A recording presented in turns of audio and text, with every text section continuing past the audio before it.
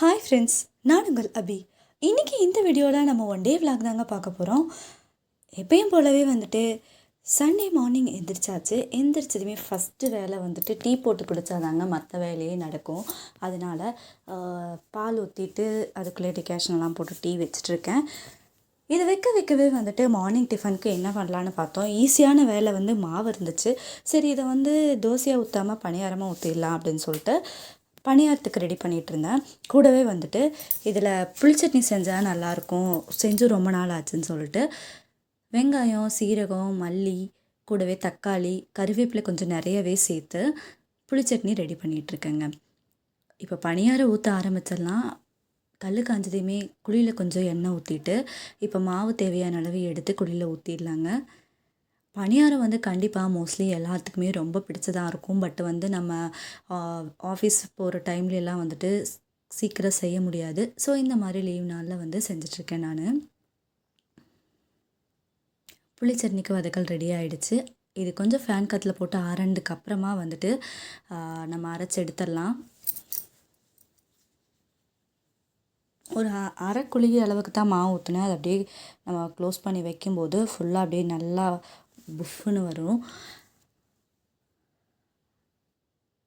பணியாரம் வந்து எடுத்தாச்சு, சட்னியும் ரெடியாக இருக்குது. Morning tiffin முடிச்சாச்சுங்க. கார் பார்த்துட்டோம் அப்படின்னா கொஞ்சம் அந்த பேட்ரி ப்ராப்ளமாக இருந்துச்சு. சரி, பேட்ரி வந்து ரீப்ளேஸ் பண்ணிடலாம் அப்படின்னு சொல்லிட்டு ஒரு புது பேட்ரி வாங்கிட்டு வந்துட்டு மாற்றிட்டுருக்கு. இது வந்து ஒரு 15 டேஸ்க்கு முன்னாடியே வந்துட்டு கொஞ்சம் ப்ராப்ளமாக இருந்துச்சு. சார்ஜ் பண்ணிவிட்டு வந்து போட்டோம். பட் வந்து அது கரெக்டாக நிற்கலை. சரி, ஓகே, புது பேட்டரியே வாங்கிடலான்னு சொல்லிட்டு பக்கத்தில் தான் அந்த பொள்ளாச்சியில் போய் பேட்ரி வாங்கிட்டு வந்துட்டு நம்மளே மாட்டிகிட்ருக்கோம்.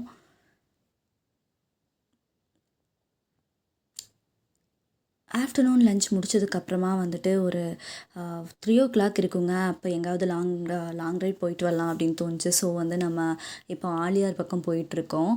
ஆலியார் வந்து ஒரு கிட்டத்தட்ட வந்து ஒரு 2-3 மாதம் இருக்கும். இல்லைனா அடிக்கடி இந்த சைடில் வந்துட்ருப்போம்.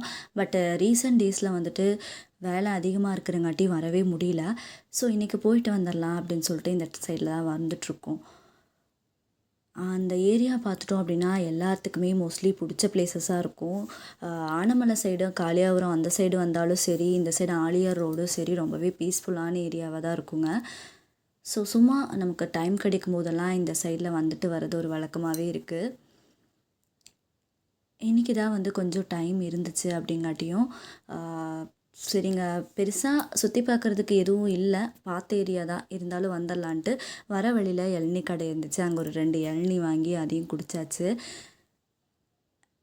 இப்போ ஆலியாருக்கு வந்தாச்சு. தண்ணி பார்த்துட்டோம் அப்படின்னா அளவாக தான் இருந்துச்சு, பெருசாக சொல்லிக்கிற அளவுக்கு தண்ணி இல்லை. பட் கிளைமேட் ரொம்பவே நல்லா இருந்துச்சு. நாங்கள் வந்தது ஈவினிங் டைம் அப்படிங்காட்டியும். இப்போ வந்து பார்க்கிட்ட ரீச் ஆகிட்டோம். ஆக்சுவலாக நாங்கள் வந்து கொஞ்சம் நின்று கொஞ்சம் திங்ஸ் எல்லாம் வாங்கிட்டு வந்தங்காட்டியும் இங்கே ரீச் ஆகும்போதே வந்து 6க்கு மேலே ஆயிடுச்சு. ஸோ அந்த பார்க் எல்லாமே வந்து க்ளோஸ் ஆகிற டைம் தாங்க.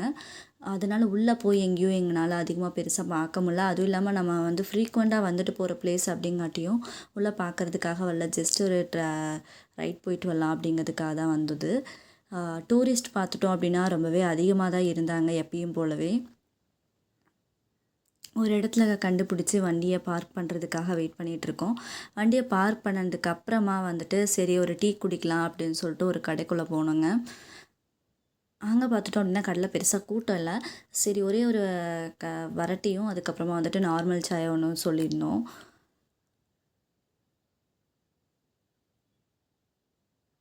டீ வந்ததுக்கப்புறமா அதை குடித்து முடிச்சிடலாம். நமக்கு வந்துட்டு மார்னிங் ஒரு டீ, ஈவினிங் ஒரு டீ கண்டிப்பாக குடிக்கணும் அப்படிங்கிற மாதிரி தான் இருக்கும்.